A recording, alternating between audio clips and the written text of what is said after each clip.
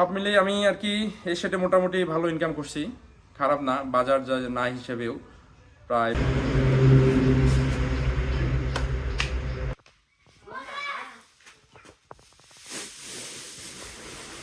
নমস্কার বন্ধুরা, আরও একটি ভিডিওতে স্বাগতম আপনাদের সকলকে। চুনটুন যেহেতু সব কিছু করা শেষ, সেই হিসাবে সামনে যে প্রস্তুতি 10 তারিখে বাচ্চা আসবে, এটা আমার প্রস্তুতি নিচ্ছি। এবং এই গত সেটের যেটা বিক্রি করে দিলাম, এই সেটের সংক্ষিপ্তভাবে আয় ব্যয় হিসাবটা আপনাদের সামনে তুলে ধরবো।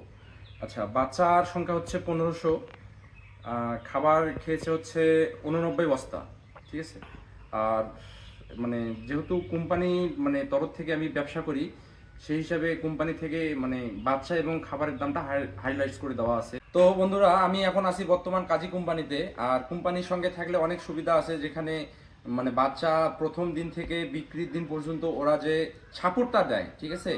আর খামারে একজন প্রতিনিধিতই সব সময় প্রত্যেক দিনেই আসে প্রায়, কিভাবে মুরগিটা ভালো রাখা যাবে, সুস্থ হবে, সুস্থ থাকবে, সবল থাকবে। আর মেডিসিনবিহীন ওষুধবিহীন ওটা হচ্ছে সুস্থ সবল এবং ওজন বৃদ্ধি হবে এই ব্যবস্থা, এবং এই বিষয়ে কথা বলার জন্য আসে, অবশ্যই আসে।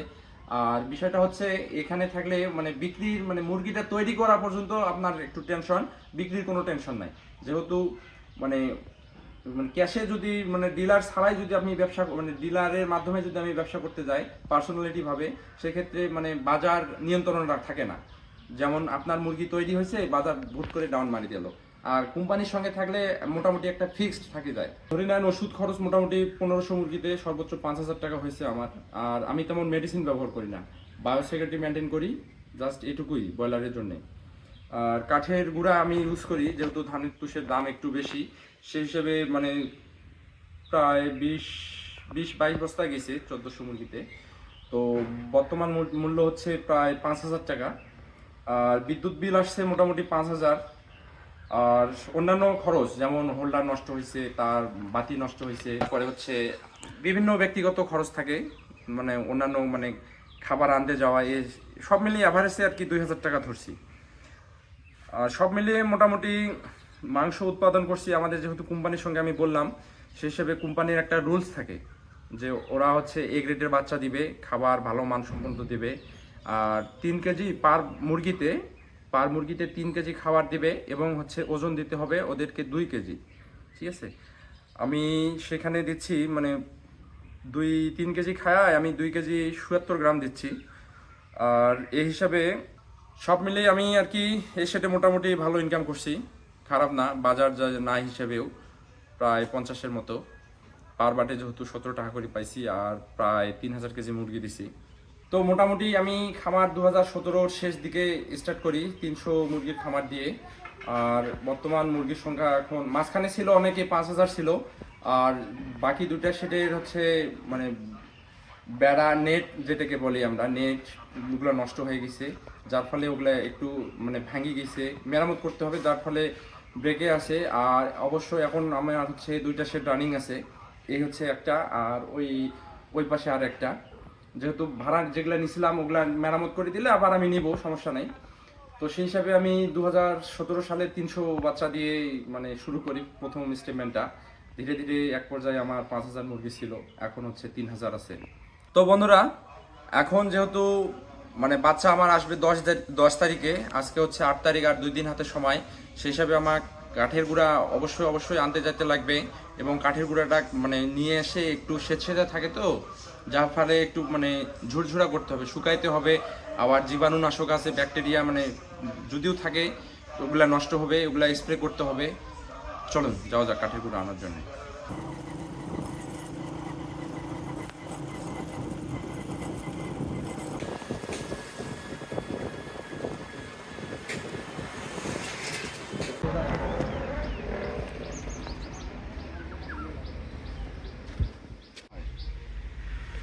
তো বন্ধুরা, আমি যেহেতু নিয়মিত গুঁড়া নেই এই সোমেলে, সেই হিসাবে আমার ইমার্জেন্সির জন্য মানুষের গুঁড়া আমার দিয়ে দিচ্ছে।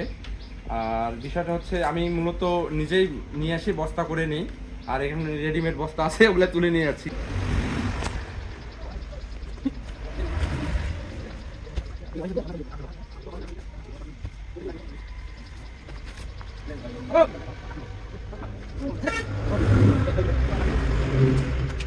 তো বন্ধুরা ফাইনালি আমি গুড়ার বস্তা আনছি, আর মেঝেতে নেড়ে দিতে হবে, এগুলা শুকাই নিতে হবে।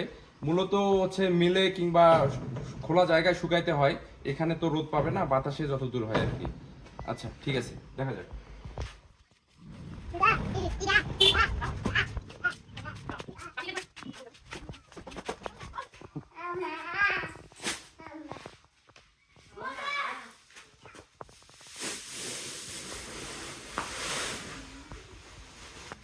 তো বন্ধুরা এই হচ্ছে আমার ছেলে, বয়স 18 মাস, নাম হচ্ছে রুদ্রনীল। খুব দুষ্ট, আমাকে কাজের সঙ্গে মানে কাজে অবশ্য সহযোগিতা করে। ওর চোখের একটু প্রবলেম হয়েছে, সকলে আশীর্বাদ করবেন যাতে তাড়াতাড়ি সুস্থ হয়। মূলত এগুলা বস্তা ছোট, আর আমার যেগুলা আমি আনি ওগুলা বড় বস্তা। এটার নাম হচ্ছে মূলত পাট্টা, এটা দিয়ে নাড়ে দেওয়া সুবিধা হয় আর কি, মানে ছড়িয়ে দেওয়া গুলা যাতে করে সমান করেই সমান সমান হয়ে থাকে। আর অবশ্যই অবশ্যই খেয়াল রাখতে হবে যে ময়লা টয়লা যেগুলো আছে ওগুলো রাখা যাবে না।